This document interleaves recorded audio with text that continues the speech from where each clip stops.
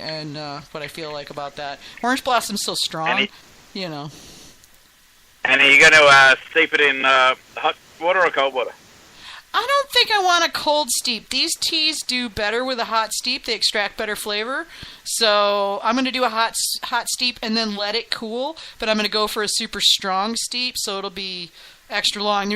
Most of these teas are the fruity dessert sort of teas, so they don't have a lot of actual tea in them. They're more collections of fruit and stuff. You know, so there's not a lot of like tea in these teas. You know, they're more collections of like dried fruits, yada yada. So I'm curious to see what will happen. That's why I'm doing small experimentals. To see what will happen. But I decided a while ago I wanted to try to do them as sessions. Problem is I have no way to carbonate.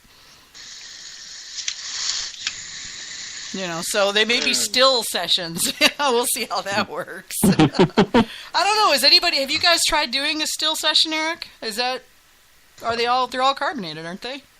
That you guys have? They're all carbonated. We've actually talked about doing one. We just haven't found a recipe that we really thought that it would work well with. But I think some of the tea ones may actually be really great that way. Well, that's what I'm kind of thinking. I mean, I think they'd stand okay with it. We're going to find out. I'm going to make them, and I plan on entering at least some of them in the Mazer Cup if they turn out okay, and I'm not completely ashamed of them, you know.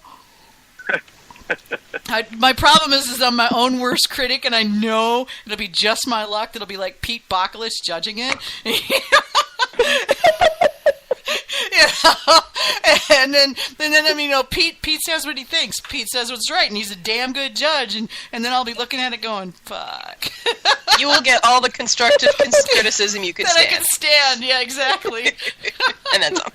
Well, and you know, and it's something. It's still good. You know, even if it's saying things you don't want to hear, it's still good to hear it. It's still feedback, and that's the thing. I mean, my first one, I got back some very embarrassing feedback, but it was all very constructively put together, and it helped me be a better mead maker. But still, you know, I mean, I was a newbie, and you know, I was in a different mindset. Now, you know, I've been in this business for forever, and you know, longer than a lot of the mead makers who are pros now have been alive. You know. and I mean, shoot, you know, I mean, that's how old I am. So, you know, it's, Lord. Yeah.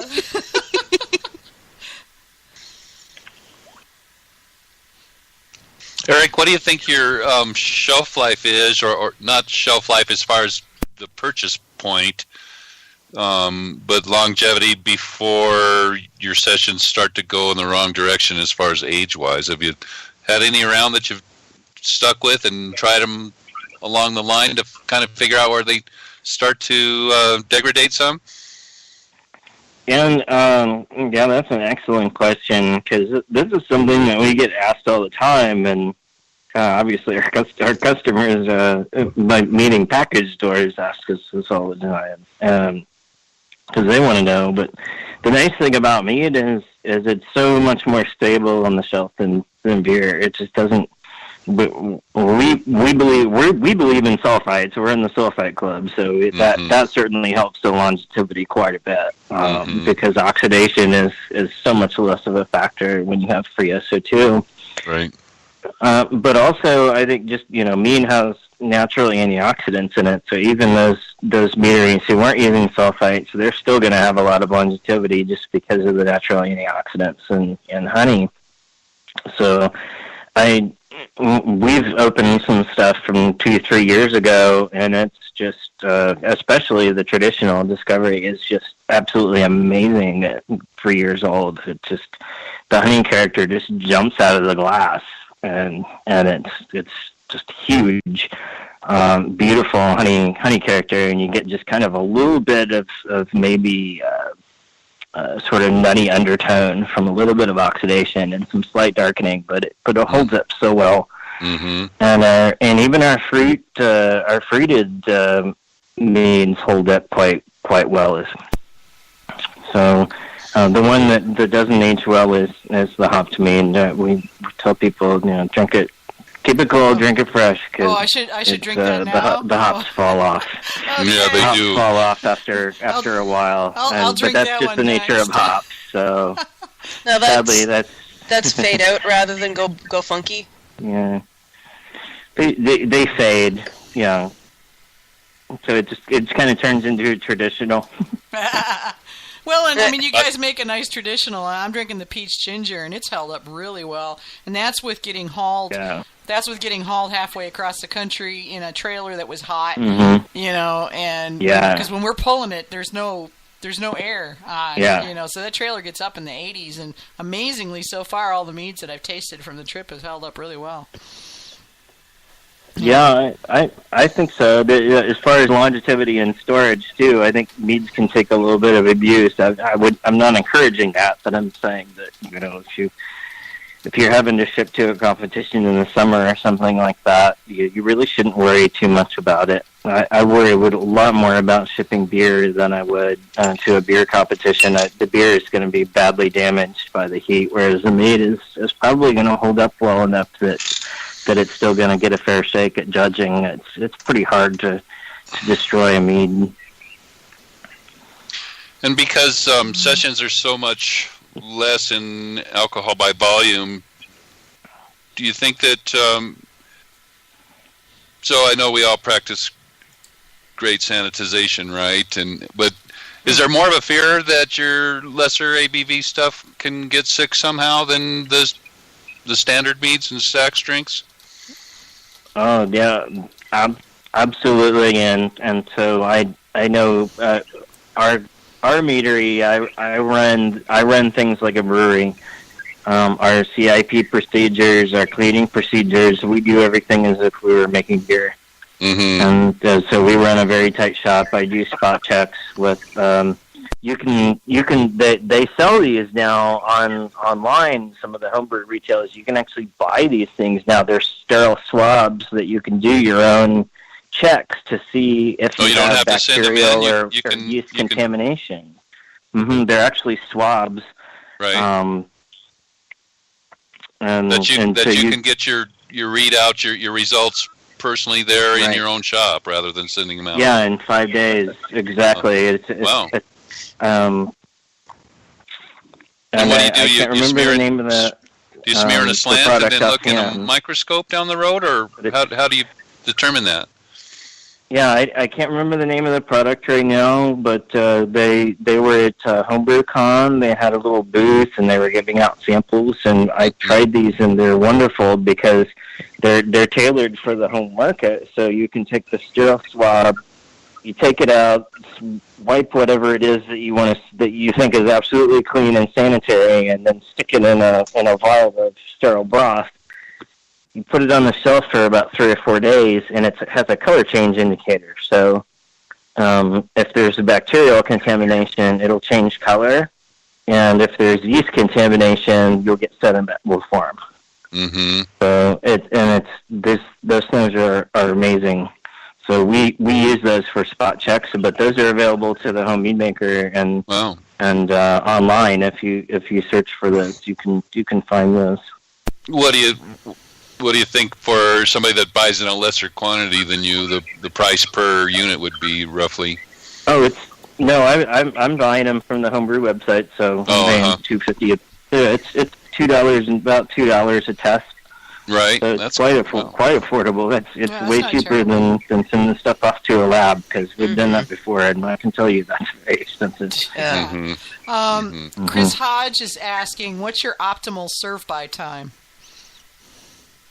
for your meads? Yeah. So if I had my druthers, I would hold on to the discovery for 4 to 6 months, and the discovery that we enter in the mazer, we intentionally hold on to it for 4 to 6 months before we enter it, because it's better after some time. Oh, I'll buy mine then.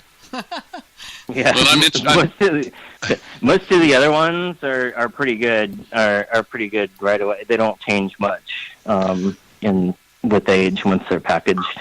Do you experience leakage with the cans? That's something that I've run across with crowlers, as they say, don't leave them in those cans for a long time. Is that the case with the 12-ounce cans as well? No, the reason for leakage with crowlers, I think, is is not getting a good seam. The way the crawlers are designed, they don't have a very tight seam, so they're really not meant for long-term storage. And that's just in general the way that the machine works. It doesn't form a tight enough seam on the can. Ah, okay. Whereas a 12-ounce can, it's like 1200 psi or something. The seam is really tight. So the only time that we've had issues is with wrapped cans. Sometimes some of the wraps will get up under the lid, and those will leak. But we had a few of those in the early days when we were using those, and we learned how to weed those out on canning day. We just discard those. But other than that, we haven't had any issues with leaking cans. So you say that your discovery, was it, is better after 4 to 6 months.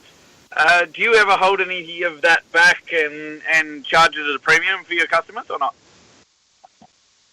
Well, you're giving me an idea. So that means no. Damn you, Hamish! Damn you! Further to that, It's have you got any ideas, and have you ever done any research on the lifetime of your mead after purchase?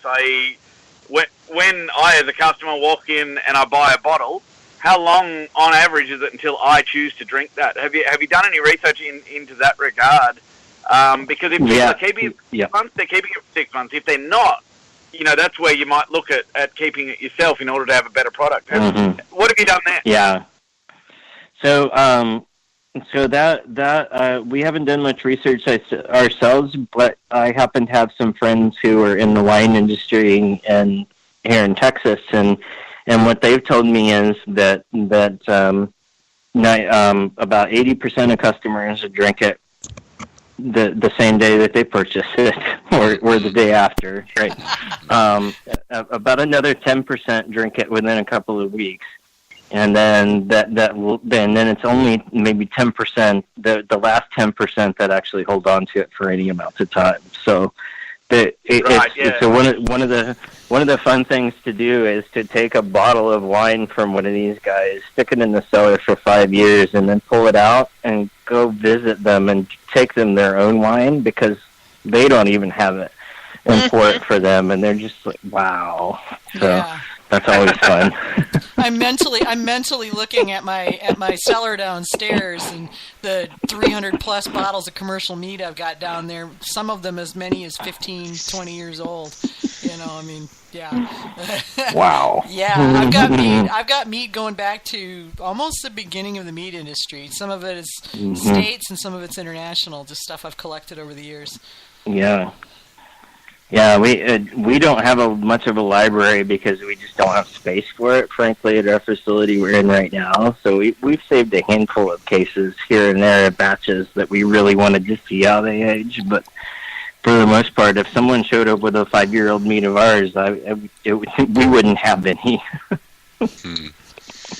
So I have found, and I call it the dumb phase, where I'll make a mead, and I don't know, more and more I'm trying to wait. I'd like to optimally wait for over a year before I bottle my stuff. Mm-hmm. I think, and I say that because I've only been making mead for 3 years now, so I'm young at it, but I make quite a lot, and I'm continually always getting better. Both, I don't know if I've gotten too much better in my science is very sound, I think, but every time I open an older bottle. And keep in mind, what we're talking here. I go, wow, I could have done better if I would have done this or that. And in other words, I think my palate is becoming more refined. But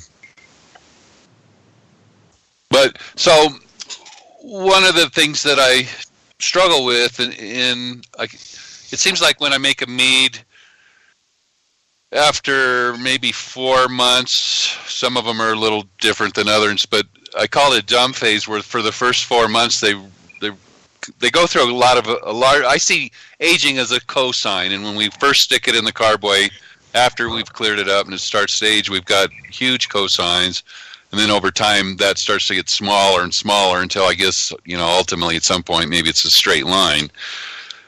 I find that usually between 4 and 6 months, the honey starts to step back forward into the